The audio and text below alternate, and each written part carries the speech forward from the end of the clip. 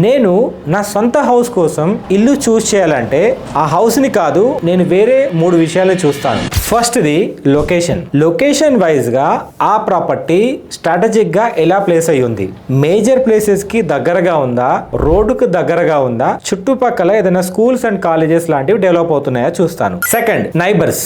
చుట్టుపక్కల నైబర్స్ మనకు కన్వీనియంట్ గా మాట్లాడుతున్నారా లేదా, లేదు వాళ్ళు ఒక మోడ్ లో ఉన్నామా మన ఒక మోడ్ లో ఉన్నా కాకుండా అందరూ ఒకేలాగా మాట్లాడి సేమ్ ఏజ్ గ్రూప్ లాగా ఉన్నారా లేదా చూస్తాను. థర్డ్, వెంచర్ కి సంబంధించి స్ట్రీట్ లైట్స్ సరిగా ఉన్నాయా లేవా, రోడ్స్ ప్లేస్మెంట్ కరెక్ట్ గా ఉందా లేదా, రోడ్ నుండి మెయిన్ రోడ్ వరకు ఎక్స్టెన్షన్ కరెక్ట్ గా ఉందా లేదా, కాలనీ లోపల డ్రైనేజ్ కానీ మున్సిపల్ వాటర్ ప్రొవిజన్ ఉందా లేదా, ఇవన్నీ కంపల్సరీ చూస్తాను. అందుకే నా ఫ్యామిలీ కోసం ఫాలో అయ్యే ప్రాసెస్ ఇదే.